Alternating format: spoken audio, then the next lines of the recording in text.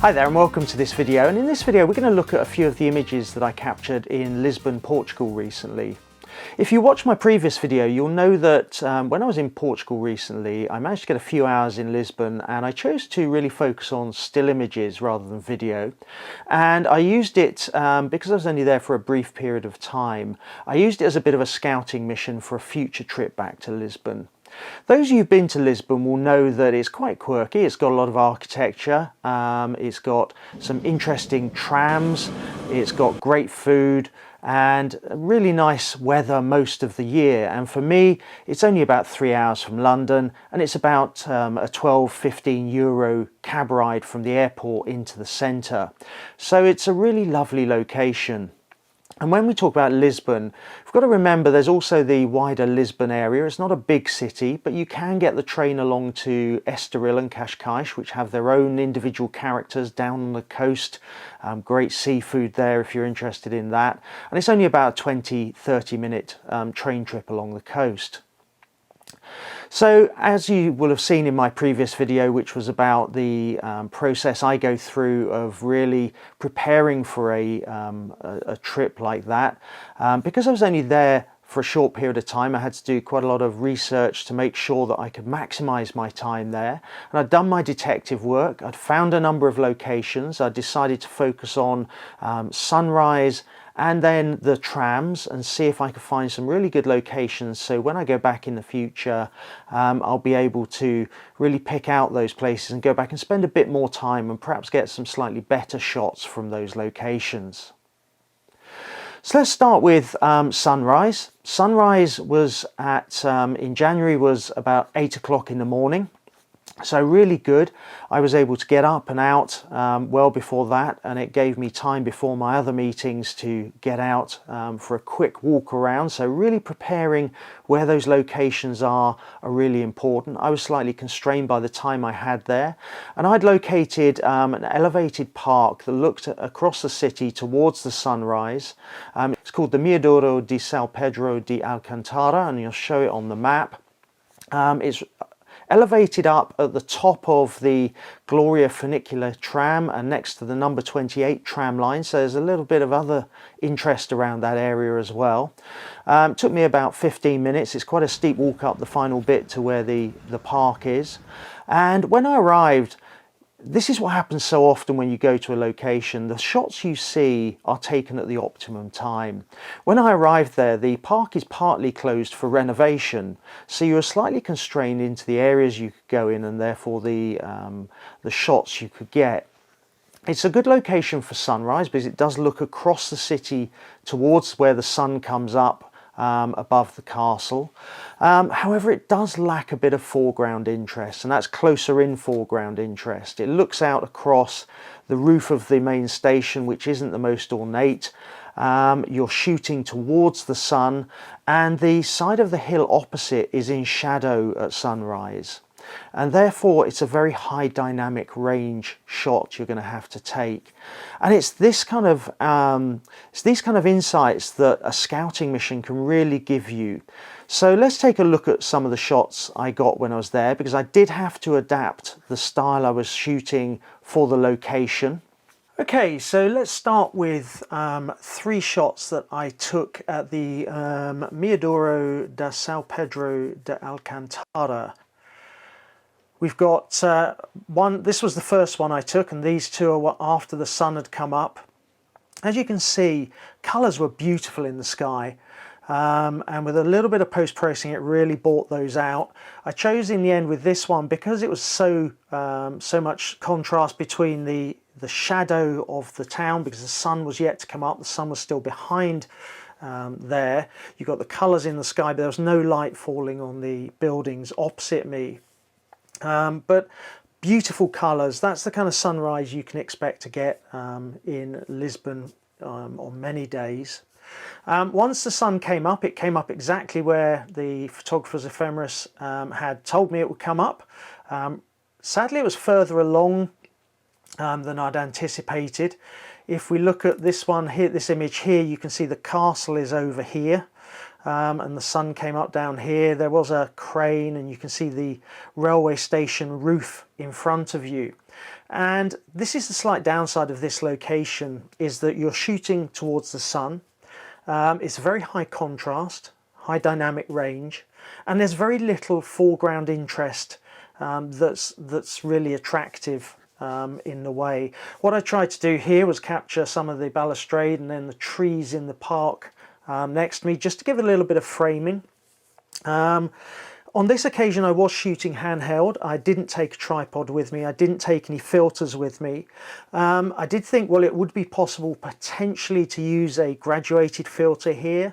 However, if you use a graduated filter with this kind of wavy line here, actually it's going to, really affect not only the bright parts of the image, but also the parts in shadow, so that may not work either. So really interesting. This was shot at a focal length of 24mm, ISO 100. I was trying to keep the ISO at a relatively low level so we get high quality. It was at 1/200th of a second at f8, so not bad settings for a handheld shot. And what you'll see is that I actually chose to underexpose the foreground to try and avoid overexposing the rising sun. However, the rising sun, obviously there was a bit of cloud there, a bit of haze, which took some of the brightness out of it, which was quite useful. So these are the three shots that I captured of the sunrise. The before the sun came up and then the two after the sun came up. This is the location is okay, but I did find later in my time in Lisbon that there is another location that you can shoot from, which is round this corner, somewhere just over this area here. And I'll show you it on the map. It's over here. It's the Miradouro das Portas do Sol, and there is a viewing gallery there, and it looks out this way. The sun will come up over in this direction, and as you can see from the picture on Google Maps, you get the rooftops of Lisbon in front of you, and because they're on the opposite side of the hill, the sun catches them as it comes up, so you get a much nicer image from that location.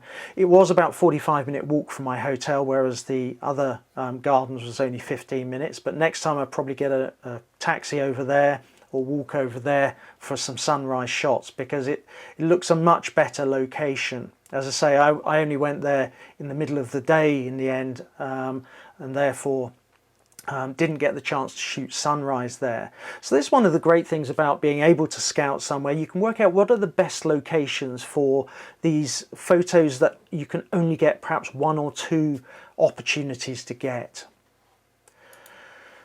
So if we go back to my second sort of focus for my time in Lisbon, my limited time, it was around the trams and funicular railways. In Lisbon, they've got quite a few old traditional trams still. The roads are very narrow, they're very winding, and using modern trams which are much longer really doesn't work. They have got new trams on some lines, but however they've got three funiculars in the centre of Lisbon. We have the funicular Gloria, which is up near the garden where I took the sunrise photos. On the hill the other side you've got funicular Lavra, and then down here we've got the Ascensor da Bica, which is where I went next. It was probably a 15-minute walk down to here. However, I thought with the sun rising, as it rose in the sky, we might get slightly better light down here. I'd seen photos of it, it looked quite a good location. And I got there relatively early in the morning. And what you find in Lisbon quite a lot early in the morning is that they clean the streets down, they hose them down. And that really helped in this location because they started at the top, obviously, to wash any rubbish down the hill.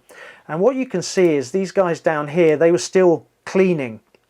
But because I got there quite soon after they had hosed down the street, it had left that sheen of the water, the reflection on the cobbles, on the stones on the street.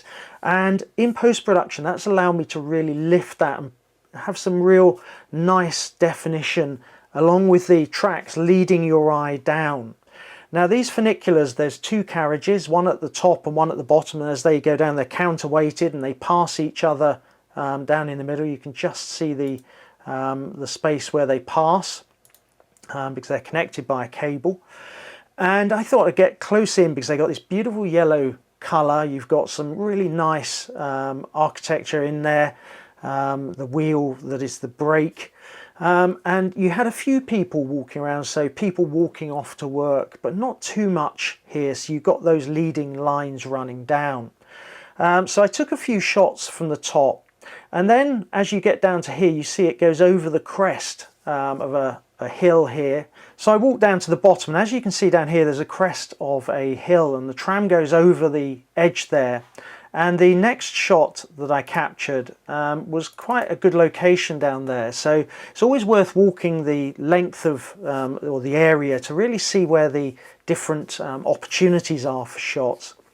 And this shot was taken, I got quite close to the ground here because I wanted to capture the leading lines of the tracks with the tram moving up the hill. And this is the tram moving away, obviously not coming towards me. That would have been a little more hairy to take that photo, but it's quite a nice shot because I managed to get some separation by going low to the ground around the tram. We've got some nice Lisbon architecture over here, the colours, the wrought iron. We've got the sky up here and the yellow tram isolated in the middle. If we look at the original shot and the one that I've done in post-production, you always have the challenge of people in a city, town location, urban location, and I managed to shoot a little bit wider here. I didn't worry too much about the person because I could see that the architecture on the right hand side was probably better than the architecture on the left hand side, and therefore I've managed to crop in, keeping the light over here, and just have a little bit of wall here. It's put the tram on the thirds roughly, and we've kept the nice Lisbon architecture over here. So I think for me this works as a composition. It's one I could probably get a little bit better, a little bit tighter next time I go back, and really perhaps use an even longer lens to really bring it and condense it in a bit more, or compress it in a bit more. But it's not a bad image, and the Ascensor de Bica is a really good location to go because it does go up and down once every sort of 7 minutes or so, 7-10 minutes, and you do get two attempts at each shot as the carriages go up and down. So the other kind of trams that you see in Lisbon are, or the traditional types of trams, are the number 28, and this runs around Lisbon in a circuit on the roads with the other traffic. And this is a location I'd seen quite a few shots of online, and I had to do some detective work to find out where the location was.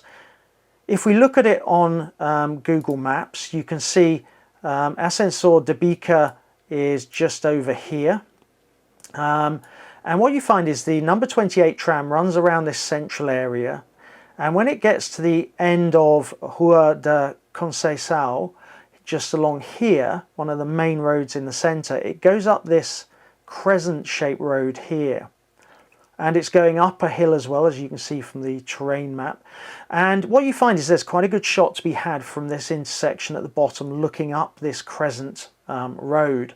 I found that when I was there, I knew I only had a short period of time. There's a lot of traffic around this intersection even though it was earlier in the morning, so I walked up the road a little bit more. You do get quite a lot of people walking up and down the sidewalk pavements.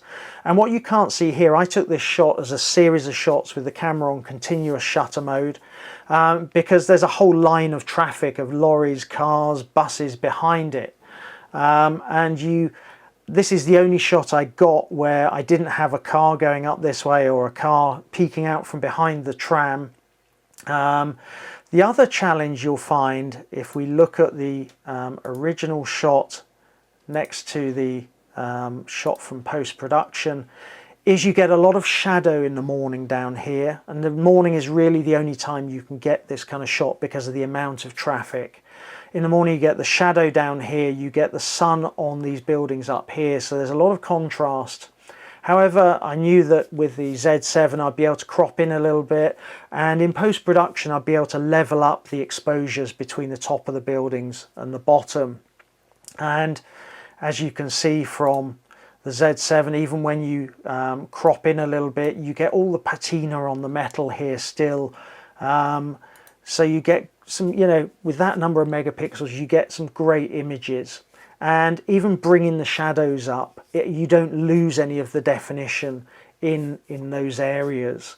So I was quite pleased with this. As I say, next time I'll probably move down the road a little bit. I might go there a little bit earlier in the morning to see whether I can avoid some of that traffic and get the shot from further down where you get a slightly better perspective. So with city shooting, quite often it's not always the planned shots that are the ones you get. And as I was walking along here, I looked down to the right and I saw the Arco de Rua Augusta, and this is a big triumphalist arch over a cobbled street with the looking out to sea in through a square down here. And I was lucky, I was there early in the morning and the light was just beautiful on the arch. The other thing you learn is that it's a big thoroughfare, so later in the day you'd have lots of people walking up here. But at the time I was there, you really only got a few people, and what you find is there is a pedestrian crossing just here, so you get waves of people, and therefore I managed to time this shot with one wave had just gone through, the next wave was just crossing the road, and these people actually add to the image, I think, of people going to work in an urban environment. It's a beautiful location. You've got these lovely yellow buildings leading your eye down to the arch. I'd got this beautiful warm morning light just capturing or picking out the inside of this arch. And with a bit of post-production, I got the stone of the arch back to a more white colour. With a bit of HDR in some areas, I'd managed to pick out and cut through some of the sky, the clouds in the sky, to get the blue sky. And this image, because I got low down, I managed to pick out the cobbles which you find in Lisbon. These quite ornate, multicoloured cobbles which have patterns in them. Again, this had just been washed, so I didn't want to get too low down because it was quite wet. If we look at the original image and compare it to the one in post-production, you can see I was slightly off with the horizon because I was holding my camera.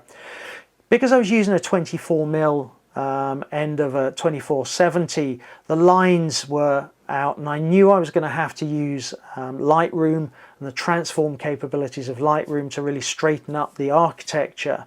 So I did shoot a little bit wider than I would normally, in the understanding that I was going to have to use a bit of post-production to just tidy up the image. It's an image that I'm quite happy with. I really like it. I keep going back to it, and I think even if I went back, or when I go back to Lisbon, if I went back to this location, I wouldn't necessarily get an image that was that much better than this one.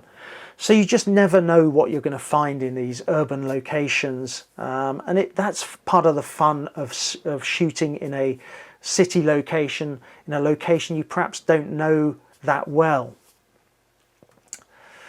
So the final shot is this one of the tram in front of Lisbon Cathedral. And if we go back to Google Maps, this is over here on this hill underneath the castle.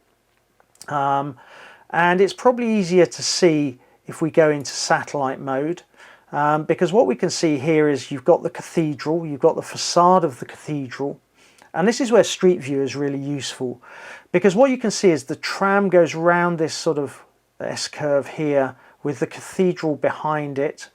And what you can't see in this shot is that the remainder of this building off to the left here has actually got scaffolding around it.